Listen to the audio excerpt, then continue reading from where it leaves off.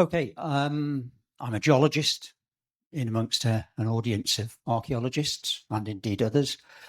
Just a little bit about myself to start with. I've been lucky enough to be working as the Geopark Development Officer for I was employed by the Brecon Beacons National Park Authority back in 2007. I now work for Bowring National Park Authority. In that time, the Geopark has reached its 20th birthday. So started just before I started work, and we're celebrating the 20 years of the Geopark just presently. So there are more events coming up. There was some last weekend, there was some the coming weekend. So we're in the midst of that at the moment. It's all about time, isn't it?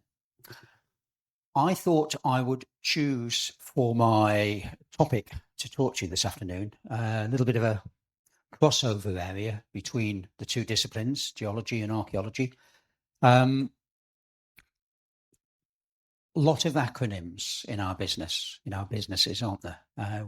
We get overwhelmed by them at times. Now, which button am I going to press? The down arrow. That one? Excellent. Right, that's the second hurdle crossed. So you'll recognise some or indeed all of these from one area or another: nature conservation, the fields of archaeology and geology.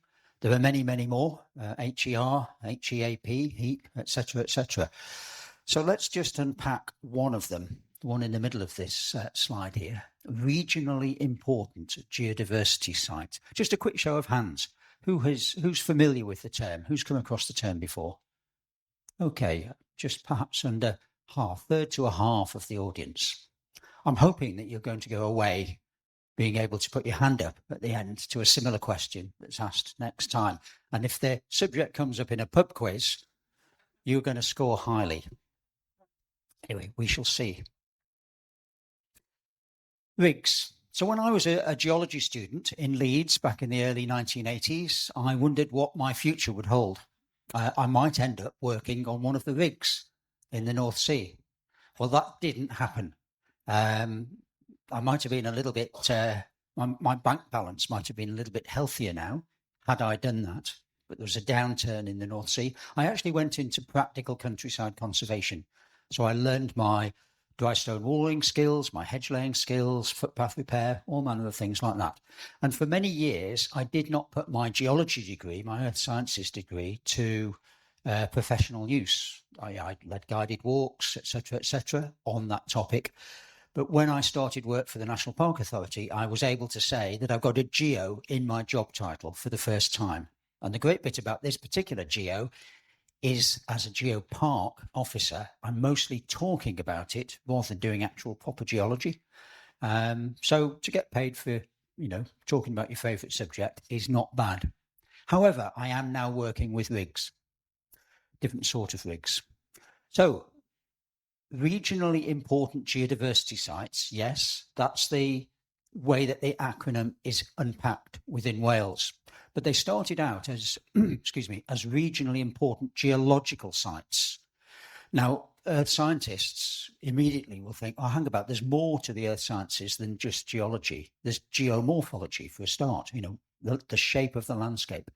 So it then became rigs. We just kept the one G, but it should have had two Gs perhaps. Regionally important geological / geomorphological site. But imagine doing a talk about that all the time. It's a bit of a mouthful. So the concept of geodiversity has been developed over the last 2 or 3 decades, and it's a broader term which encompasses all that the second title encompasses. For those who are not that familiar with geodiversity, if you think about biodiversity for rocks and for geological processes, that's pretty much what we're talking about. But rocks also includes soils. It includes solid rock, bedrock, but it includes things like peat, which is a mappable geological deposit, as well as something of interest to both biologists and archaeologists in different contexts, and a whole raft of other things as well. And importantly, it does also include the processes. So not actually just the materials, but the processes as well. Now, if you hop across Offa's Dyke into England, you won't come across rigs these days. You're more likely to come across a local geological site or a county geological site. So those are the terms that are used on the other side of the border, but they're pretty much all the same thing. So local sites. Well, let's just unpack that term as well. So if a biologist is talking about a local site, they may be talking about a SINC.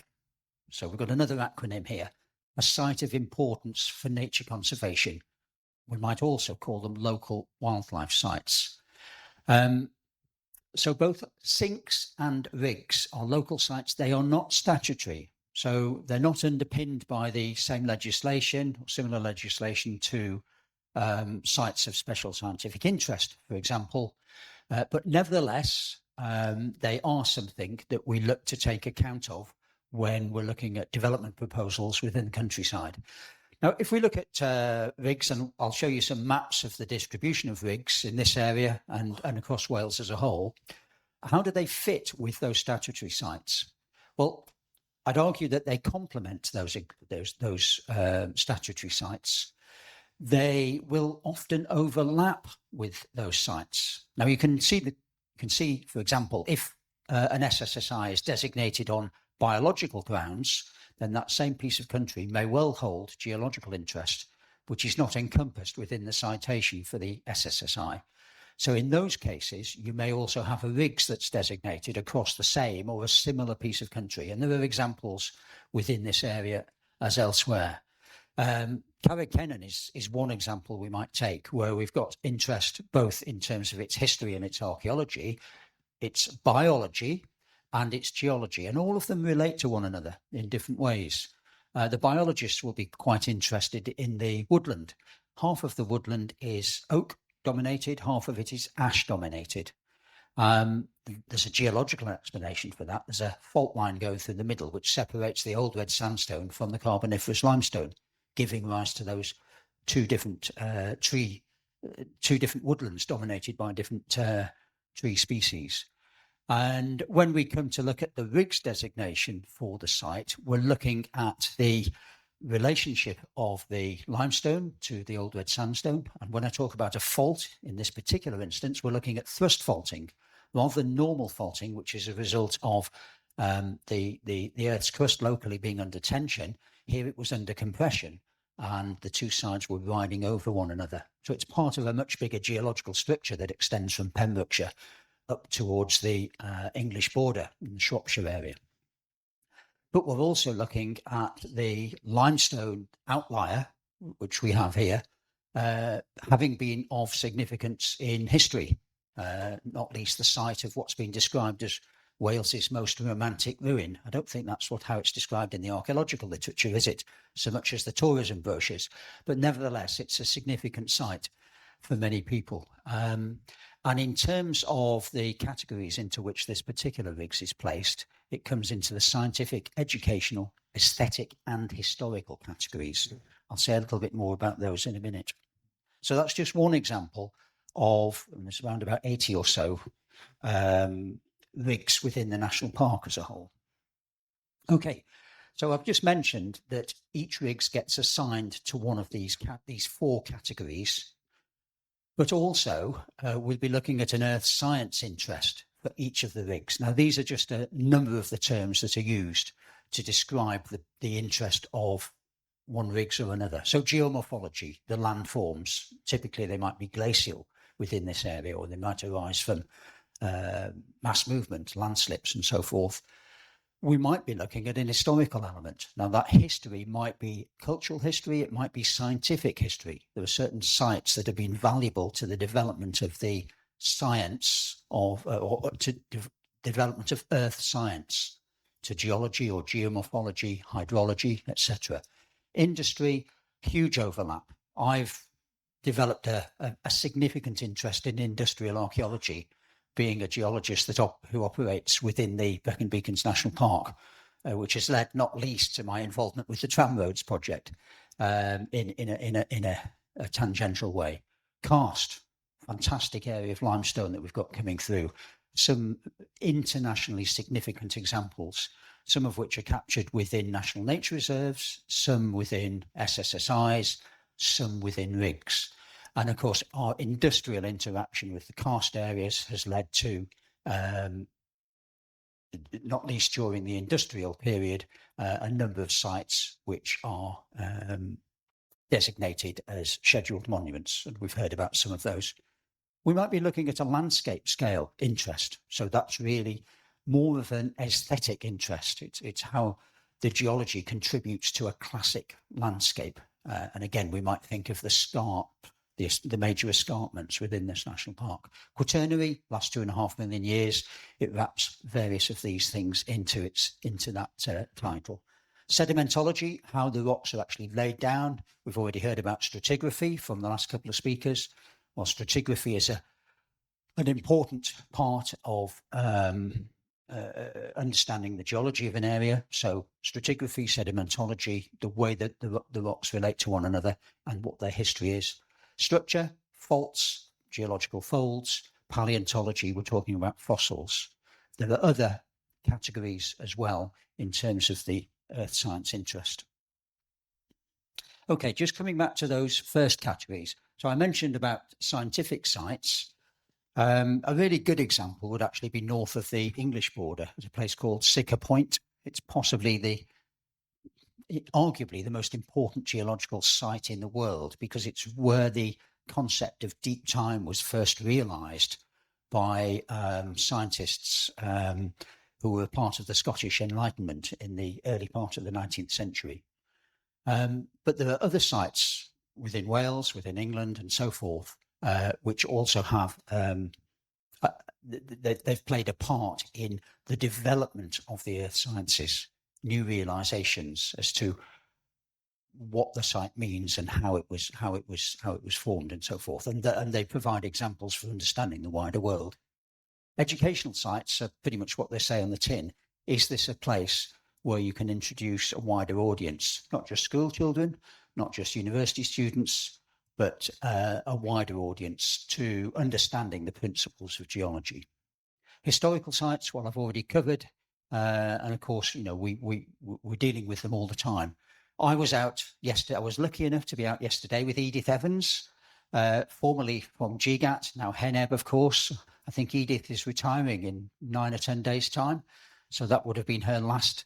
It was a geological stroke archaeological walk. We finished early because there was a certain storm on its way and it was all getting a little bit elemental. But we were looking at the relationships between geology and archaeology in the landscape of the Upper Hepster.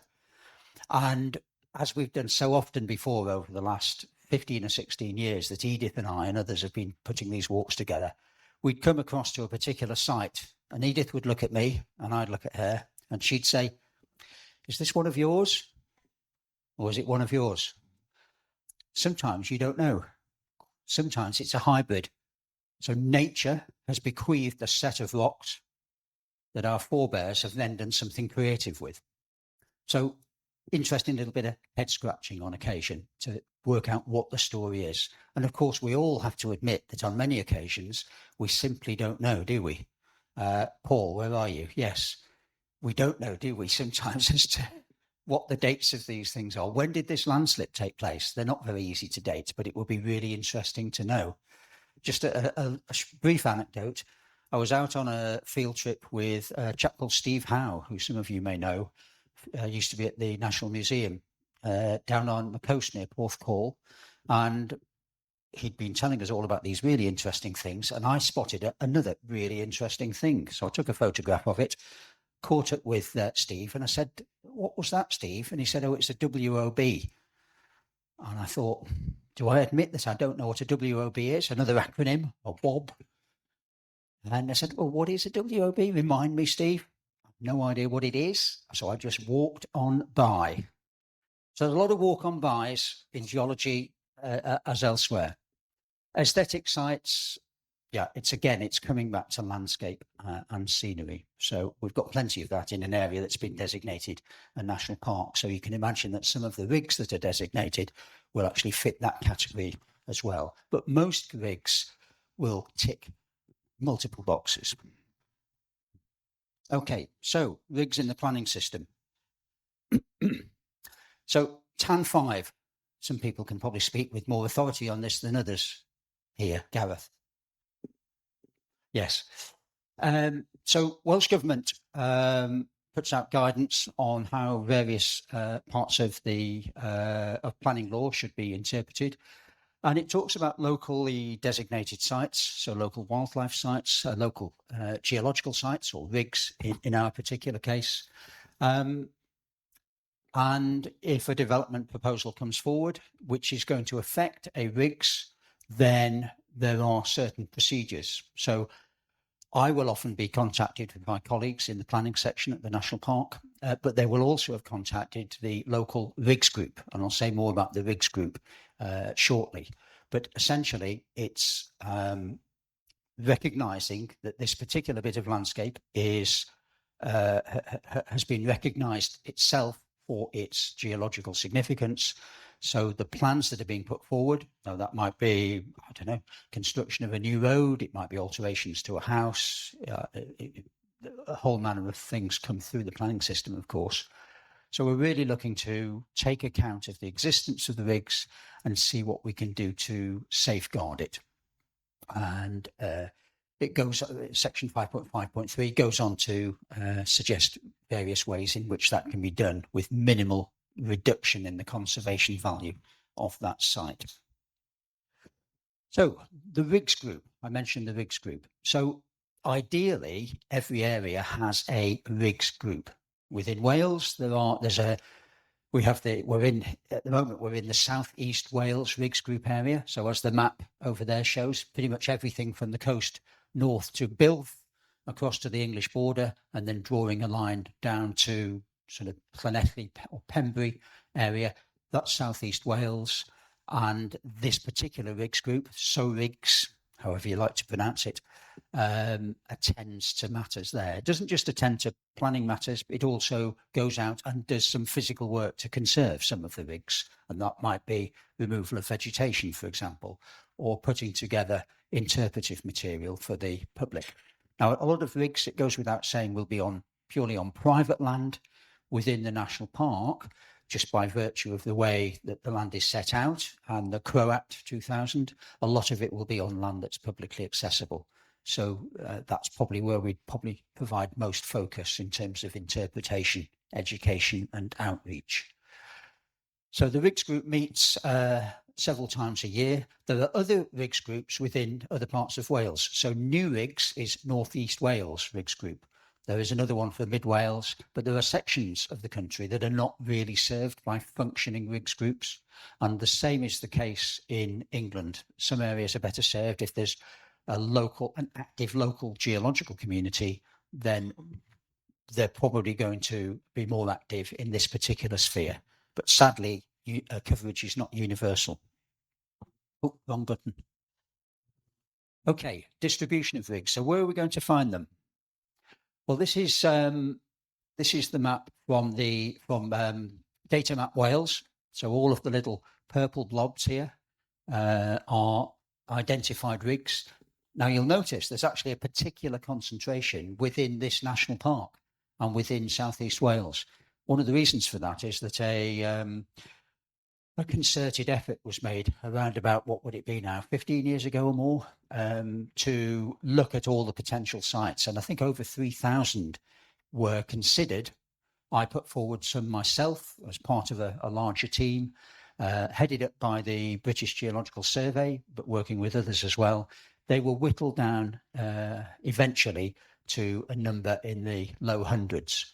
And within the national park as a whole, we've got something like 80 or 90, either entirely within or partly without.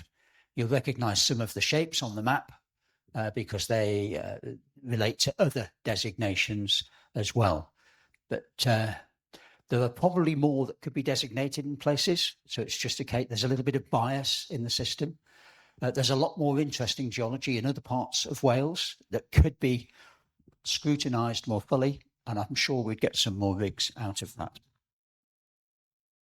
Wrong button again. Okay, you've seen a version of this map earlier. So the geology of the whole national park, but each of the dots on here numbered is one of the RIGS sites. And in fact, this page you can access on the Forest Fire Geopark website. And it links to a list which looks like this.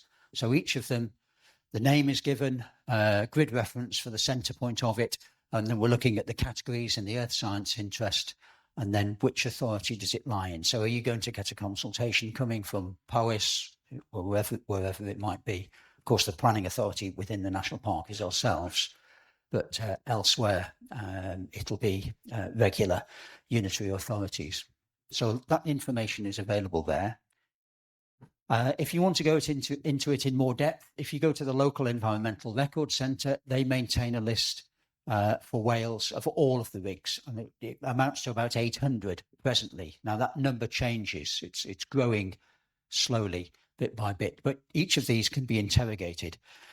So if you go to one within our national park, you'll find quite a lot of detail, and indeed within South East Wales as a whole. Other parts of Wales, sadly, at the moment, some of these links are not functioning properly, or they lead to very limited amounts of information.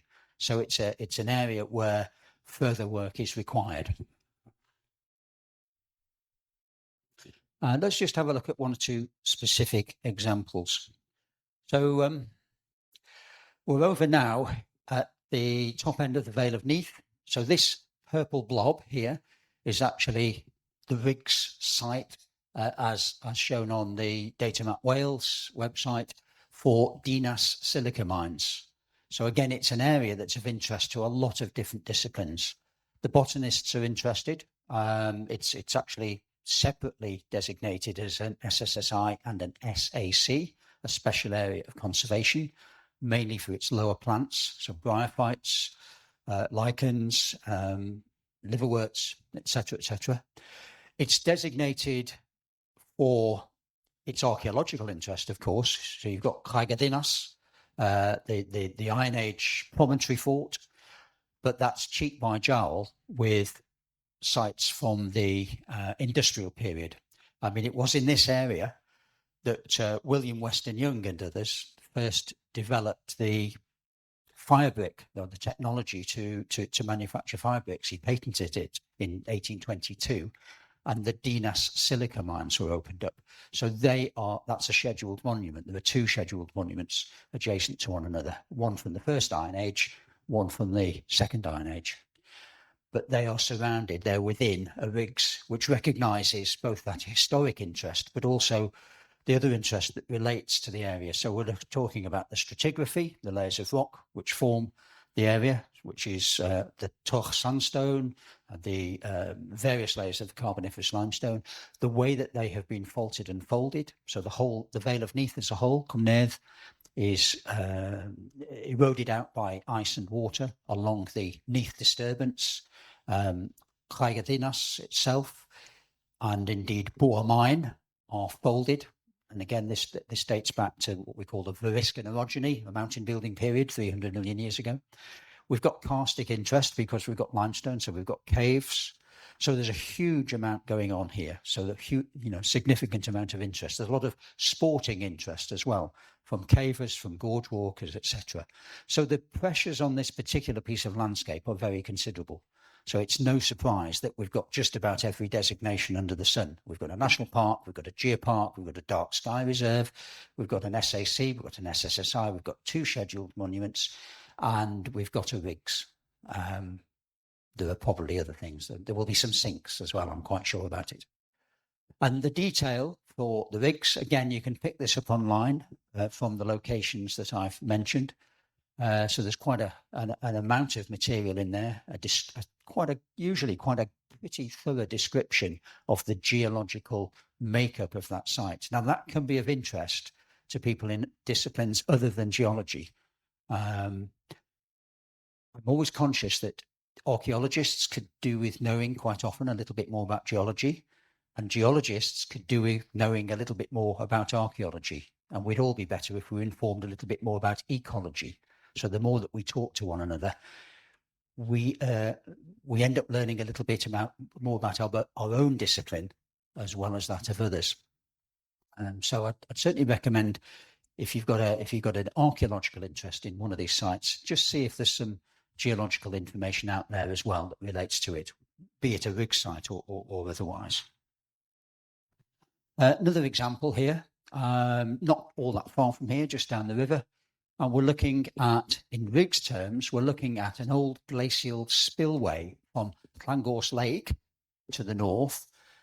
It was blocked in towards the tail end of the Ice Age by the Wye Valley Glacier. The meltwater had nowhere to go. So the level of Llangors Lake built up pretty much to the level of the modern day B Road going from Bulch towards Llangors. So that was the extent of the lake. And it then flooded over into the Usk Valley at 2 points by the Dogleg on the A40 at Bulch, and then also via what is now Pennorth Village. And those meltwater streams were coming down into the Usk Valley, which by this stage had been vacated of its glacier.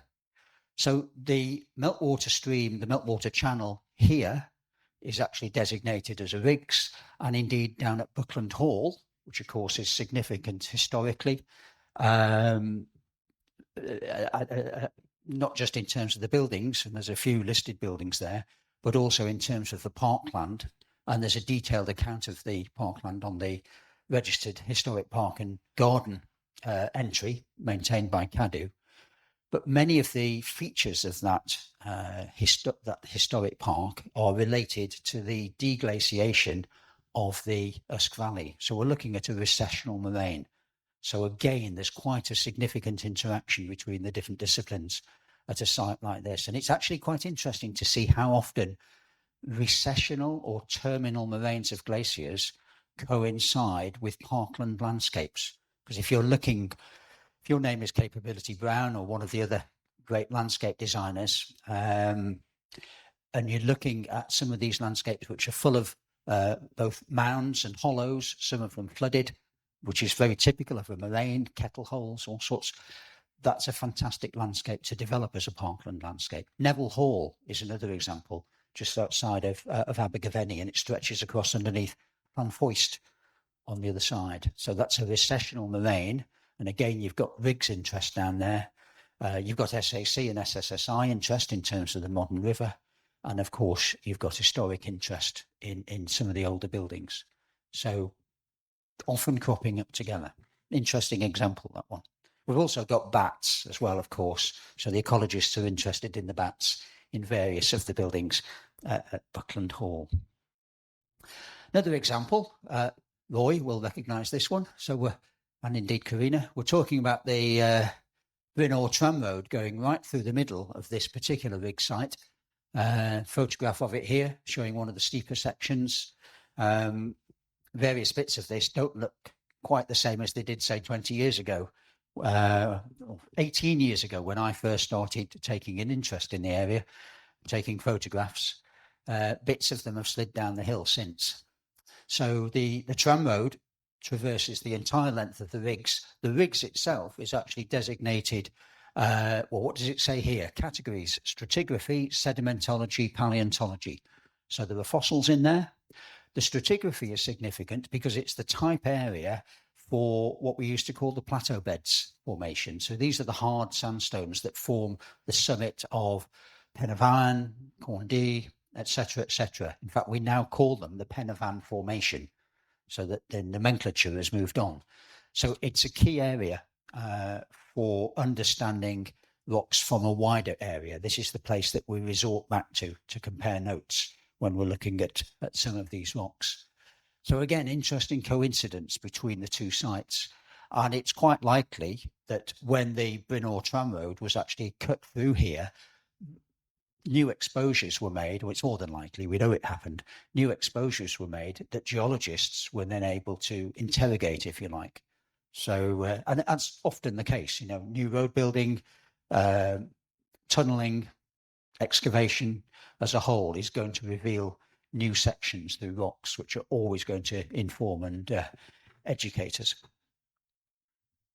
Another example here, which is a slightly curious one. So there's a scheduled monument along the whole length of the ridge of Crebar in the upper Swansea Valley, Cwmtawe. Craigenos Country Park is just off the shot to the northeast. And there are little bits of rigs coming in, the purple blobs. So this are big rigs, a Mynydd D, part of a Mynydd D, and a rigs over to the east covering much of the National Nature Reserve of Ogof Fynyddi. Now, the National Nature Reserve or the SSSI, which underlies the National Nature Reserve, is a mixed SSSI. So it's designated both on biological and on geological grounds. But there were elements of the interest of that area that were not captured by that designation. So it's also been designated as a RIGS to capture those additional things. However, the fantastically interesting area of Cribbarth, and I would say it was one of the most, if not the most, geodiverse parts of the entire national park, has got no designation for its geology whatsoever. I'm hoping to get that corrected, but it's not part of any SSSI. It's not part of the Mynydd D SSSI, which is a mixed one again, and nor is it designated as a RIGS. However, archaeologists are ahead of us geologists here, and you've recognised the significance of it, and so it is a scheduled monument. So watch this space. I'm hoping I'll give this talk again at some point, and it'll be covered purple as well. But it's a fantastic landscape. I shall be up there with the author of a new book next Saturday, a chap called Jeff Alexander, who's written a book called Cribbarth. I've no financial interest in it, I hasten to add, but I would thoroughly recommend you get hold of a copy. It's not just about the hill, it's not just about geology, it's about the communities and it's about the history of the area. And it's got multiple thumbs up from local people. It's also on sale at the National Park Visitor Centre, just adding that in. And then a little bit over at this end of the national park. So the red circle shows where we are just presently. A lot of rig sites then scattered around. The photograph is actually of Pwll Blaen Clydach, which is an ephemeral pool, a shake hole, a doe line, solution hollow, which is full of water, possibly presently after the weather we've had, but it drains entirely at times. And that's in the middle of the Mynydd Llangatach rigs. Now that's also recently, all of Mynydd Llangatach, Mynydd Llangynida and Cefn yr Ystrad have been designated just over a month ago as a new super SSSI, mixed SSSI. In fact, it's the biggest SSSI within the national park now. And it supersedes 3 previous ones and expands upon them. But within its bounds are some existing rigs, some of which may be a little bit redundant now. So it may be that occasionally rigs will get taken off the map. But if that is because it's been replaced by an SSSI, which offers statutory protection, then that's fine and good. Of course, there's lots of scheduled monuments also overlapping too, and we've got those in with the red outline. So again, this is just overlaying 2 data layers on Data Map Wales, but a huge concentration in the southeast part of the national park. Partly that relates to the karst, the Carboniferous geology, different elements of it, but partly it relates to the huge amount of industrial exploitation that went on from the 1760s onwards, some of it taking place before then. And of course, what I haven't shown on here at all is the World Heritage Site, which is another really significant designation covering some of that territory around the Blaenavon area. So if you wanted to find out a little bit more about rigs generally, okay, if you wanted to find out about specific rigs, follow some of those links that I offered up before, either through LERC Wales, the local environmental records centre, or indeed on the Geopark website, or approach the rigs group. If you want to find out about rigs generally, you can go on to Geoconservation UK, and they have a 300-page rigs handbook. So that gives you quite a lot more insight into the whole thing. So this is Geoconservation UK. And then I think at that point, we come to what must be the end. That's what it says. So I will shut up at that point, but I'll be very happy, of course, to answer any questions that you might have. So diolch yn fawr. Thank you very much.